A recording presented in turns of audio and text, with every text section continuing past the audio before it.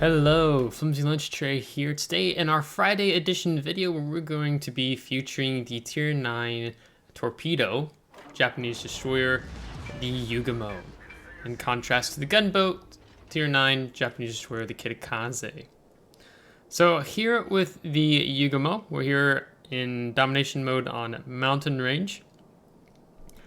And this is a ship that developed from the preceding Kagero class destroyers. The very similar Yūgumo class was a minor revision featuring new main gun mounts capable of high angle fire, reinforced AA defenses, and a streamlined bridge structure. Now note that the reinforced AA defenses mean nothing here in World of Warships with the Yūgumo. So what I'm running with this build right now in terms of the equipment modules, I don't have the Type 93 Modification 3 torpedoes. I'm running the Type 93 Modification 2. That's the stock. That's what comes with Yūgumo when you first research her. And these are 10-kilometer torpedoes. So if you work your way up through the F3 torpedoes, which are those 8-kilometer torpedoes that are really fast. I know these torpedoes right now are 70 knots, and these torpedoes, the F3s, speed are 80 knots. But if you go all the way up to the Type 93 Modification 3, you get up to 12-kilometer range, in addition to torpedoes that cause, I think, over 3,000 more damage and have a higher chance of causing flooding.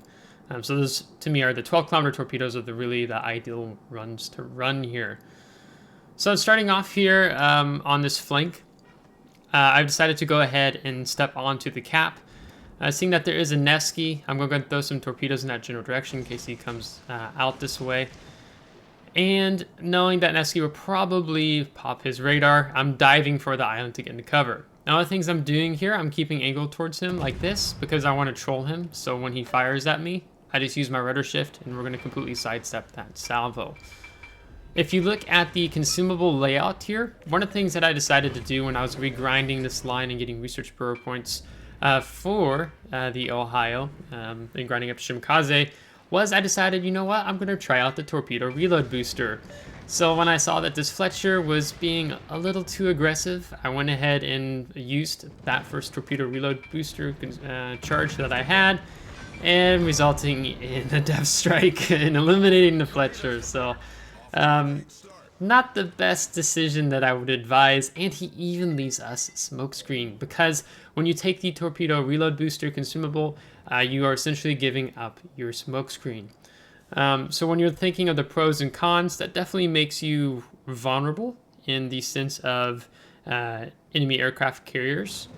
Planes spot you when you can't just smoke up and go dark. But I decided that the Torpedo Reload Booster, try to give it a try, see if we can do some more damage. And you're going to be able to see that consumable featured rather well here. It does have a pretty long reload time. I think you saw it over 3.5 minutes until we get our next charge for the torpedoes back up. In terms of pros and cons for this ship, I was looking at the WoW's Wiki, and it's kind of interesting because it was saying that as a pro, it has okay reload speed for her main battery guns, which, I mean, yeah, it's okay. I mean, it's not terrible, but I don't think it's really a pro. I think it's a better reload time than the Kagero when you're moving up the line. I see a lot of players who play the line of Kagero, Yūgumo, Shimakaze that hardly ever use the guns on these Japanese destroyers since they're more of a torpedo oriented line. And the HE, especially of these Imperial Japanese Navy ships, they hit really hard here in World of Warships. So you can be surprised if you give yourself to use the chance with these guns. You have one turret mounted on the front, 2 on the rear, and it's really the 2 in the rear. So when you're engaging enemy destroyer, usually you want to kind of be this kiting away, angled away from them, and slapping them with these torpedoes. So go ahead and decide to dump some torpedoes on the Preußen here because I have a feeling he's going to either he's going to turn in and turn out. We also have the Schlieffen who's in that area, but I'm thinking this Preußen's going to draw the distance and he's going to want to turn and run away. So that's why we decided to go ahead and dump those torpedoes on him. As far as other pros, the torpedo armament is really impressive here on the Yūgumo. With a decent reload time, I think I'm just over a minute 34 with these torpedoes. Especially when you're able to build into with the commander skills, which I'll show you tomorrow. And also the concealment of the Yūgumo. She has the lowest detection radius among Tier 9 destroyers, so right now we are a 5.5 kilometer concealment. And looking back there, looks like our torpedoes might be good. Yeah, 1, 2, flooding. These torpedoes have, I think it's a 355% chance of causing flooding, where the 12 kilometer torpedoes have a 405% chance. I believe it's 4 and 5 with the 12 kilometer, in addition to causing more damage. So that's really the ideal torpedoes you want to take. But this was when I was beginning to play the line. These are deep water torpedoes, we don't have to worry about it, so that's why I kept sailing, not fretting over the Siyong, the Pan-Asian cruisers, deep water torpedoes. In terms of cons, in the world of gunboats, of course, the Yūgumo's DPM is very poor. Also that she has very low speed, even with the engine boost going here. You can see we're getting up to getting close to 39 knots there. Maybe we can get a little over, close to 40, especially when we take the Sierra Mike flag. Vulnerable to enemy aircraft if you're not taking the smoke screen. Have you switched out to the Torpedo Reload Booster? Her turret traverse is also really poor, so you have to be mindful of getting those turrets on target in advance. And the detection range of these Type 93 torpedoes gives opponents more time to react than, say, something of the Fletcher and Utiloi. So it should be a 9-second reaction time that enemy players have with these Type 93 torpedoes. So. But going back up this line again, the grinding for Shimakaze was my second line I grinded up after getting the gearing. And it was fun to go back through this line to be able to go ahead and future this ship again. Here we found a choke point with the enemy team sailing around. And we're going to go ahead and use a Torpedo Reload Booster, especially when we have two ships here in close proximity to each other. So you can see that when you have the Torpedo Reload Booster, you have a higher chances of causing, massive devastation, essentially, versus just, the next thing we might be doing here, we'd be waiting for the torpedoes to get closer of those first two sets we launched, and then smoking up and shooting, because we don't want to, if we had smoke, we wouldn't just want to smoke up right then and there, and then start shooting, because it would alert them that we are here. Oh, Albemarle. He's not going to dodge them very well. So with this good concealment, you're really able to draw in close here, especially when you notice that Nevsky, when he was running away after we took out the Fletcher. Yeah, and 2 flooding, so he's not going to last very long. But that Nevsky, right? So when the Nevsky on the enemy team, when he backed off and ran away, that made our job a lot easier. So then what's really great is when you get to use the concealment of the Yūgumo and get really close, not close enough to be detected, and launching these torpedoes and just causing havoc. Because these torpedoes hit so hard, a lot of players that are aware of the strength of the Yūgumo with these hard-hitting torpedoes, they don't want to linger around in your area for very long. And that's what we experienced here. Now, I actually reset the Shimakaze line again after getting up to the Yūgumo, or getting to Shimakaze, resetting it for Research Bureau points. So tomorrow's video is going to be rather interesting because I don't have the ship and doing the upgrading commander build, so I'll show you the commander, and we'll probably look at WoW's ship fitting tools and showing you what I would recommend in terms of upgrades, modules, so on and so forth. So we've lost our Colombo. Our Georgia just took out the enemy sub.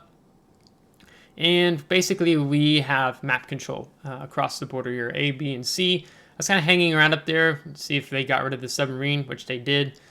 So that's another thing, with submarines coming back into the game, is sometimes you have to stick close to your allies and try to support them with your depth charges, which can be really frustrating when you have to spend half the battle chasing a enemy submarine around in your spawn, which has happened to me several times. Now, there's actually I was in a battle, I think it was a couple of battles before this, where there was actually a player on enemy team. He was complaining that the Yūgumo needs nerfed because he took, quote, 80,000 damage from 3 torpedoes, which is not true. He was in a Montana, and I was torpedoing him and using that Torpedo Reload Booster. I think I dumped 7 into him, all said and done, even with him getting a heal off. And I think that this player thought the ship was overpowered and needs nerfed. It doesn't need nerfed. I think it's rather balanced, especially because of how this ship is designed around her torpedo armament, right? These really hard-hitting torpedoes I can do with the 12-kilometer torpedoes. I think it's over 23,700 damage. And that's also if you don't take any particular commander skills that might buff the damage of these torpedoes. So what is nice and strong about the Yūgumo is one of the things you have to learn with this line is when to shoot and when not to shoot. That's something that I've learned again in playing this line, because you don't have this fast DPM, this fast reload time with these guns. So when you are drawing in close to an enemy, you want to be stealthy and getting torpedoes off, right? So I think that's why a lot of players get tripped up, because then they think, oh, I should never use the guns on my Yūgumo, my Shimakaze, just focus only on torpedoes. But I think there's a good portion of the players in World of Warships that miss out on the potential that you can have when you do open up and decide to use the gun, especially if you cause flooding on an enemy ship and they damage control party. They remove the flood, and then you get to set them on fire with these nasty, hard-hitting HE shells for a destroyer. So you can chunk an enemy destroyer pretty good, especially if you catch him off guard. That's one of the nice things, especially when you have the stealth advantage. One of the things that I run on the Shimakaze, as the game's about to end here, is actually RPF, because I want to know if there's an enemy destroyer pushing into me so that I can angle away and use those rear turrets to my advantage, because pushing in with Yūgumo is not going to be the wisest of things. So over 660,000 credits, 3 dev strikes, first blood on that Fletcher, who just kind of yellowed in there, 9 torpedo hits, the 3 destroyed, and 4 caused floodings, with a captured ribbon with almost 140,000 damage, just 3 away. We're going to top the team here with over what it looks like to be 1,900 base experience. So enemy team kind of just fell apart, and they really backed off our flank after we eliminated their Fletcher, who suicided.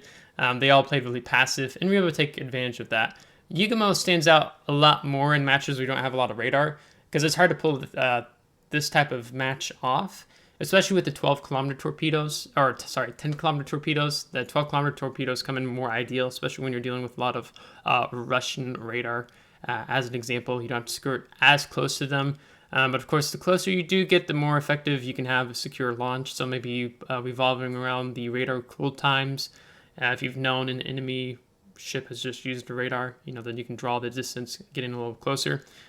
I do apologize, I'm not able to do a live commentary battle. I've been trying to expand the Friday video a little bit more. So, for example, you can say that I'm cherry picking here. It's actually the only video I have recorded right now of playing in the Yūgumo from when I was regrinding back up the line and I was hanging on to it to use it again, because I'm recording this video on Thursday, yesterday, and I realized this morning that I reset the line. I don't have the Yūgumo to do a live commentary feed on. So apologies for that. So I have to be mindful of that, because I'm just working to get multiple, stack my bonuses for when I grind up this line again to get Shimakaze, get some more research points to pick up another Research Bureau ship. So really, to fully grasp this in closing and using this line, when you upgrade the ship, of course, you want to upgrade the hull first. You want to be able to have a greater health pool and have Survivability Expert on your commander. You want the concealment, and then buffing the torpedoes is really what this line is about, and causing these really hard hitting. I mean, that Alvimar only took 2 torpedoes and we dev struck him, right? So you can just inflict a lot of serious damage, and you can cause a lot of havoc along in the enemy lines, enemy ranks. And it's rather fun, especially as you get to Shimakaze, when you go from getting more torpedoes, 15 of those hard-hitting torpedoes. The F3 torpedoes, they, 80 knot, 8 kilometer torpedoes. Those can be a lot of fun to use. Granted, it's kind of a meme torpedo build, if you will. I mean, in the 20 kilometer ones that you get on Shimikaze, those are also a bit of a meme. But the F3 torpedoes, it's a lot harder to make them work because you have to get in so close. Sometimes I've had those mounted and run into a randoms match because maybe I mounted them for co-op or something. And I go into battle and then I'm like, shoot, I have only the 8 kilometer torpedoes mounted and not able to get the range on enemy cruisers, especially the ones with radar. So I've tried them out. I have a lot of difficulty in making them work.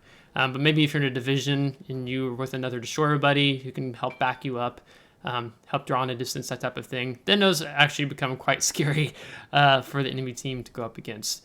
But don't underestimate her guns. Use her concealment. Use the hard-hitting torpedoes. You know, when you're in destroyer versus destroyer engagement, try to be angled away since 2 of the 3 turrets are on the stern of the ship. And you'll do all right. So maybe if you're a destroyer player of this line and you've not feel like you've really taken advantage of the guns, which, you know, to be honest, we only got 3 gun hits here, or 3 shell hits. We didn't have really any destroyers to deal with because we just torpedoed them, right?